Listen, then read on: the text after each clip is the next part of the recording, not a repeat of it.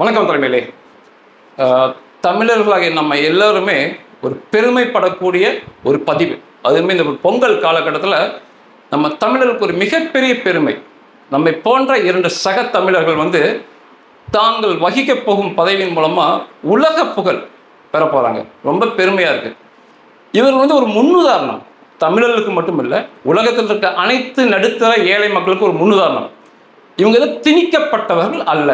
படிப்படியாக 1வது படிப்ப ஆரம்பித்து கல்லூரிகளை முடித்து சின்ன சின்ன வேலைகளை சேர்ந்து அப்படியே பதவி உயர்வு பெற்று இன்னைக்கு உலக புகழ் பெற்ற பதவியில் அமர போகிறாங்க.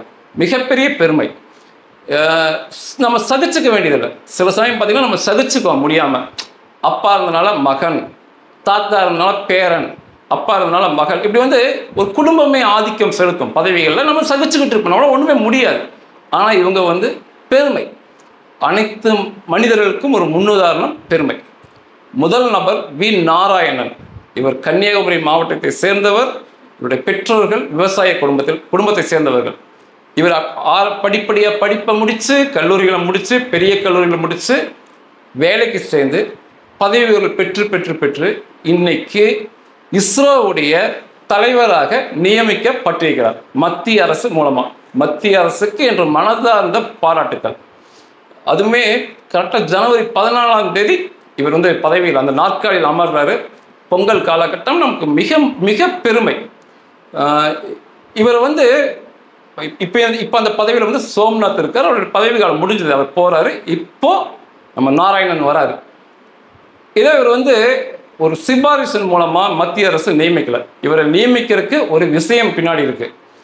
இவர் எதில் நிபுணத்துவம் பெற்றிருக்கிறார் அப்படின்னா, ப்ரொபல்சன், அதாவது உந்து சக்தி, உந்து விசையை மேம்படுத்துவதில் இவருடைய ஆராய்ச்சிகள் இருக்கு. அதில் மிகப்பெரிய நிபுணத்துவம் பெற்றவர் தான் நாராயணன். ஏன் இந்த காலகட்டத்தில் இவர் அவசியம் இஸ்ரோக்குன்னா, இப்போ பெரிய ப்ராஜெக்ட் 2 இஸ்ரோவில் போயிட்டு இருக்கு. சந்திராயன் 4 சந்திரனுக்கு போகிற விண்கலம், அது ஒன்று.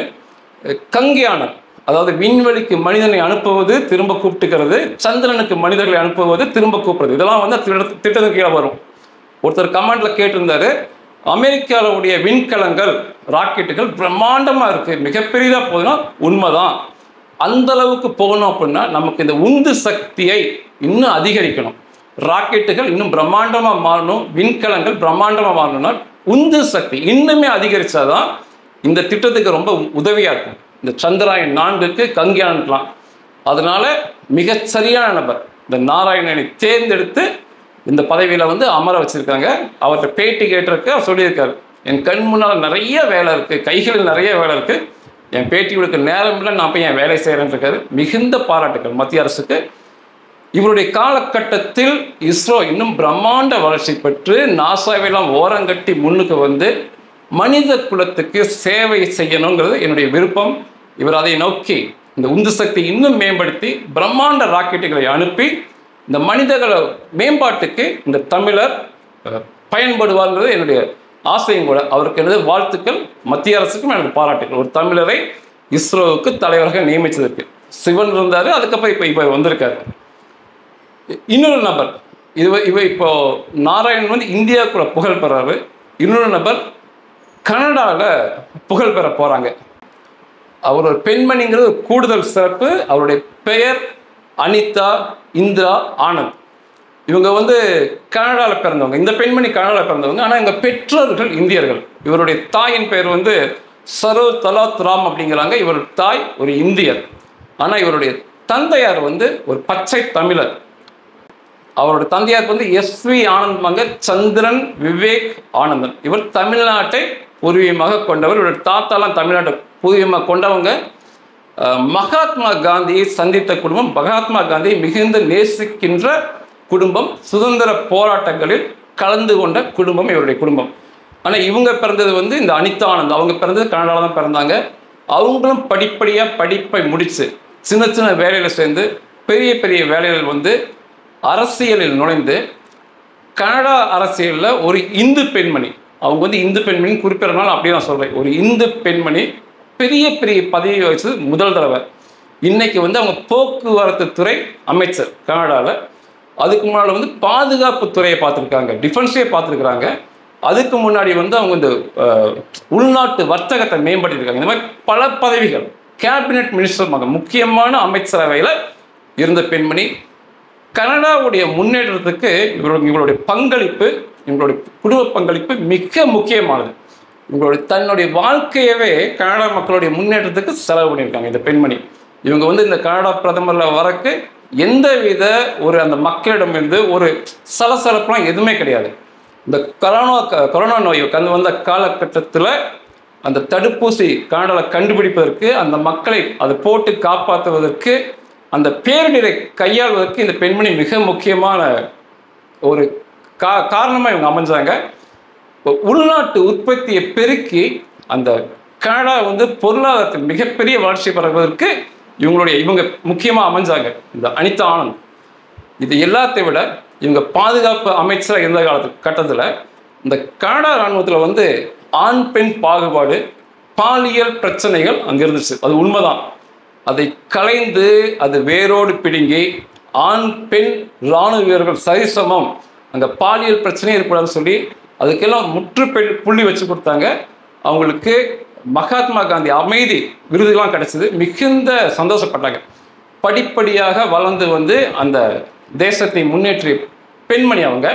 அந்த தேசத்தின் வளர்ச்சியில் அந்த தமிழர்களோட பங்களிப்பு, அந்த தமிழ் பெண்ணின் பங்களிப்பு இருக்கு. அவங்க இப்போ கனடா பிரதமராக வர வாய்ப்பில் ஒரு 6 பேர் இருக்காங்க. கனடா பிரதமராக அடுத்து வரப்போதில் அதில் இவங்க முக்கியமான நபராக இருக்காங்க. இப்போவே நல்ல பொறுப்பில் இருக்காங்க. ஒரு இந்து பெண்மணி இவ்வளோ பெரிய பொறுப்பில் கனடாவுக்கு வந்து இவங்க தான் இவங்க தான் பிரதமராக வந்தாங்கன்னா இன்னும் மிகப்பெரிய நமக்கெல்லாம் ஒரு பெருமையாக பார்க்கப்படும். இப்போ அங்கே பிரதமராக இருக்க ஜஸ்டின் ட்ரூடோ வந்து பதவியை ராஜினாமா பண்ணியிருக்காரு.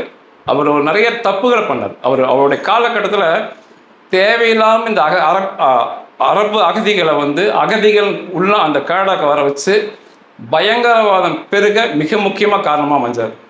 இன்னைக்கு யூரோப் நாடுகளில், இங்கிலாந்துல, அமெரிக்காலாம் மிகப்பெரிய பயங்கரவாதிகள் ஆட்டம் போடுறாங்க. காரை வந்து எடுத்துகிட்டு போய் மக்களுக்குள்ளே ஓட விட்டு மக்களை கொல்றாங்க, கத்தி எடுத்து குத்துறாங்க. இதுக்கெல்லாம் வந்து இந்த ஜஸ்டின் ட்ரூடோவுடைய மென்மையான போக்கு தான் முக்கியமான காரணம். இரண்டாவது, காலிஸ்தான் பயங்கரவாதிகளை மிகவும் ஊக்குவிச்சது. அதுவுமே பண்ண மிகப்பெரிய தப்பு. தொடர்ந்து இந்த பயங்கரவாதம் பெருகிறதுனால கனடாவுடைய பொருளாதாரம் பின்தங்கி போயிடுச்சு. முக்கியமாக இந்தியாவை கூட இவர் முறைச்சிக்கிட்டார். இவர் இந்தியாவை ரொம்ப பகைச்சார். இவர் பதவி விலக இது எல்லாமே காரணமாக அமைஞ்சது. இந்தியா கூட முறைச்சதெல்லாம் ஒரு காரணம் தான், அப்படிதான் சொல்கிறாங்க. இப்போ வந்து அவர் அடுத்து ஒரு பிரதமர் நியமனம் செய்யப்படுவார். இப்போனா அவருடைய பதவி காலம் இருக்குது. அவர் போயிட்டு அந்த இடத்துக்கு யாராவது ஒருவர் பதவி நியமனம் செய்யப்படுவார் பிரதமராக. அதுக்கப்புறம் போட்டி போட்டு ஜெயிச்சு வரணும். இந்த தகுதியில் தான் இந்த அனிதா இந்திரா ஆனந்த், இந்த தமிழர் தான் சொல்லணும். ஏன்னா அவங்க அப்பா தமிழ்நாட்டில் பிறந்தவர், அவங்க தாத்தா எல்லாமே தமிழர்களால தமிழர், இந்தியர், ஒரு ஹிந்து. இவருடைய அடையாளம் அப்படி தான் கனடாவில் பார்க்கப்படுது. இவர் நிச்சயமாக இந்த கனடா பிரதமராக வரணுங்கிறது என்னுடைய ஆசை. அவர் ஏன்னா அந்த மக்களுக்காக பாடுபட்டிருக்கார், தன்னுடைய வாழ்க்கையை அர்ப்பணிச்சிருக்கார் அந்த மக்களுடைய முன்னேற்றத்திற்காக. இவர் ஒரு எடுத்துக்காட்டு எப்போவுமே. இப்போ நீங்கள் என்ன மதமாக இருங்க, நீங்கள் கிறிஸ்தவரோ ஹிந்துவோ முஸ்லீமோ, அந்த மதத்தை ரெண்டாவது வச்சுக்கோங்க. நீங்கள் எந்த தேசத்தில் இருக்கீங்களோ அந்த தேசத்துக்கு தான் நீங்கள் விசுவாசமாக இருக்கணும். முதல் அந்த தேசம்தான்.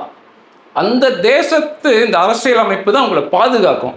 அந்த இராணுவ வீரர்கள் தான் உங்கள் குடும்பத்தை பாதுகாப்பாங்க. நீங்கள் அப்போ அந்த தேசத்துக்கு விசுவாசமாக இருக்க தான் கடமையை ஒழிய மற்ற எல்லாமே இரண்டாவது வந்துடணும். மதங்கள் இரண்டாவதாக வரும், தேசம்தான். இப்போ நான் இங்கே பிறந்திருக்கேன், தாய்நாடு இந்தியானா அந்த இந்தியா தான் எனக்கு முதல். என் மதம் வந்து எனக்கு அடுத்து வரும். நான் இன்னொரு தேசத்துக்கு வந்து நான் போயிட்டேன், அங்கே போய் நான் இருக்கிறேன் அப்படின்னா அந்த தேசம் எனக்கு முதலாக வரணும். அந்த தேசம் தான் எனக்கு சோறு போடுது, பாதுகாக்குது. அந்த விசுவாசம் வேணும். அதை விட்டுக்கிட்டு எங்கோ ஒரு பிரச்சனை இருக்குது, பாலஸ்தீனத்தில் ஒருத்தனை கொள்றாங்க, நான் அதனால் வந்து இங்கே காரை ஓட்டுவேன், காரை கொண்டு போய் இந்த மனுஷ கூட்டத்துக்குள்ளே, அப்பாவி மக்கள் கூட்டத்துக்குள்ளே, அந்த மக்கள் புத்தாண்டு கொண்டாடும் போது அந்த கூட்டத்துக்குள்ளே வண்டியை காரை ஓட்டி ஒரு 10 பேர்த்தை கொன்றுவேன், வயசான பெண்மணியை கத்திட்டு குத்துவேன், துப்பாக்கி எடுத்து சுற்றுவேன். இதெல்லாம் மிகப்பெரிய தப்பு. எந்த தேசத்தில் இருக்கோமோ அந்த தேசத்துக்கு விசுவாசமான மக்களாக இருப்பது தான் நமது கடமை. அதுக்கு வந்து ஒரு நல்ல உதாரணம் இந்த அனிதா இந்திரா ஆனந்த். இவங்க ஒரு இந்தியராக தமிழராக இருந்தாலுமே கனடாவில் சென்று பிறந்து வளர்ந்த பிறகு அந்த கனடா மக்களுடைய முன்னேற்றத்திற்காக தன்னுடைய வாழ்க்கையை அர்ப்பணிச்சுக்கிட்டாங்க. ஒரு நல்ல முன்னுதாரணம். நான் ஏற்கனவே பேசியிருந்தேன், ஒரு ஆங்கில பெண் பேராசிரியர், அவர் ஒரு கிறிஸ்தவ பெண்மணி, அந்த பெண்மணி கிறிஸ்தவர், அவங்க ஆங்கில பெண் பேராசிரியர், பயங்கரவாதத்தை பற்றி ஆராய்ச்சி பண்ணுறாங்க உலகம் பூரா. அவங்க சொல்லியிருந்தது நான் ஏற்கனவே சொன்னேன்.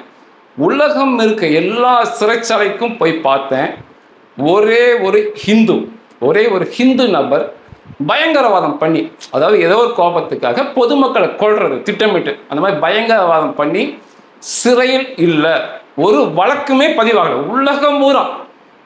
எவ்வளோ பெரிய மாபெரும் ஒரு பெரிய ஒரு உன்னதமான சிந்தனை கருத்து இதுக்குள்ள இருக்கு.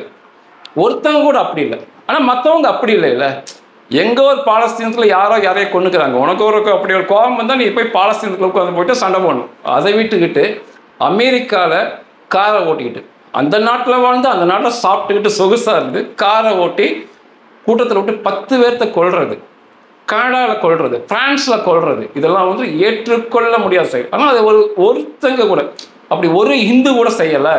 பயங்கரவாதம் பண்ணி நான் சிறைச்சாலையில் பார்க்கணும்னு சொல்லி அந்த பெண் பேராசிரியர் பதிவு பண்ணியிருந்தாங்க, கிறிஸ்துவர் அவங்க.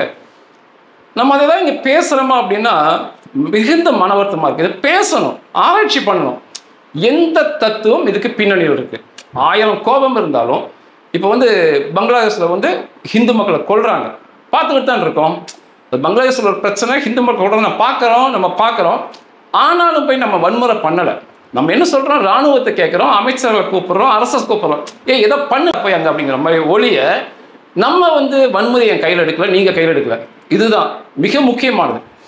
இதுக்கு அடிப்படை என்ன? இந்த ஹிந்து மக்கள் இப்படி பயங்கரவாதம் பக்கம் போகாமல் பயங்கரவாதத்துக்கு விலகி இருப்பதற்கு அடிப்படை என்னங்கிறத ஆராய்ச்சி பண்ணியிருந்தோம், பேசியிருந்தோம். அது வெளிக்கொண்டு வந்தோம் அப்படின்னா அது அனைத்து மதத்துக்குமே உபயோகப்படும். அது கிறிஸ்துவ மதத்துக்கோ இஸ்லாமிய மதத்துக்கோ ஹிந்து எல்லாத்துக்குமே அது பயன்படும். இந்த அடிப்படை தான் இவங்களை வந்து பயங்கரவாதத்தின் பாதையிலிருந்து விலக்கி நிற்க வைக்குது அப்படின்னு நம்ம பேசி அதை வெளியே கொண்டு வந்து அது உலகம் பூரா பரப்பினோம்னா, எல்லா மதத்துக்குள்ளேயும் கொண்டு போய் சேர்க்கணும்னா, நான் யாரையும் மதமாக சொல்ல, நீங்கள் கிறிஸ்துவராக இருங்க, ஹிந்துவாக இருங்க, முஸ்லீமாக இருங்க, பட் இந்த கருத்தை எசன்ஸை புரிஞ்சுக்கிட்டு எல்லோருமே பயங்கரவாத பாதையிலிருந்து வெளியே வரும்போது இன்னும் உலகம் அமைதியாக இருக்கும், பாதுகாப்பாக இருக்கும். பெண்கள், வயசான பெண்கள் ரோட்டில் வந்து மகிழ்ச்சியாக நடமாடலாம், குழந்தைகள் மகிழ்ச்சியாக போகலாம். இல்லைன்னா பார்த்தீங்கன்னா ஒரு புத்தாண்டு கொண்டாட்டம், ஒரு பெண்கள் வயசானவங்க குழந்தைகளை கொண்டாட்டும் போது அதுக்குள்ளே அவ்வளோ பெரிய கார் திட்டம் போட்டு அவன் வந்து வாடகைக்கு, அந்த கார் பெரிய காரை வாடகைக்கு எடுத்து ராட்சச வேகத்தில் கொண்டே உள்ள விட்டான். 10 பேருக்கு மேலே மரணம். எவ்வளோ ஒரு துன்ப இயல் சம்பவம் பார்த்தீங்களா? அதே மாதிரி பிரான்ஸில் மற்ற எல்லா நாட்டிலையும் பார்த்துக்கிட்டு தான் இருக்கீங்க, இஸ்ரேல் பார்த்துக்கிட்டே இருப்பீங்க. பயங்கரவாதம், அந்த பயங்கரவாத பாதையிலிருந்து இந்த ஹிந்து மக்கள் விலக்கி இருப்பதற்கு என்ன காரணங்கள்? ஒரு டிபேட், ஒரு பேசணும், அந்த உட்பொருளை வெளியே கொண்டு வரணும், உலகம் பூரா பரப்பும். அந்த கருத்தை பரப்பும் போது பயங்கரவாத பாதையிலிருந்து இந்த உலகம் மீண்டு வரும், மக்கள் அமைதியாக இருப்பாங்க, பாதுகாப்பாக சந்தோஷமாக இருப்பாங்க. இந்த 2 தமிழருக்கும், நானும் ஒரு தமிழன், நீங்களும் ஒரு தமிழன்கிற முறையில் ஒரு பாராட்டுகளையும் வாழ்த்துக்களையும் தெரிவித்துக் கொள்கிறேன். இவருடைய பதவி காலம் நிச்சயமாக இந்த அனிதா இந்திரா ஆனந்துக்கு அவங்களுக்கு தகுதி இருக்குது. நிச்சயமாக வந்து அவங்க வந்து கனடாவுடைய பிரதமராக வரணும் அப்படிங்கிற என்னுடைய வாழ்த்துக்களை தெரிவித்துக் கொள்கிறேன். இப்போ இருக்க பதவி பெரிய பதவி தான், என்னுடைய மனமார்ந்த வாழ்த்துக்கள். இந்த நாராயணன் அவர்களுமே இஸ்ரோ தலைவராக வந்துட்டார்.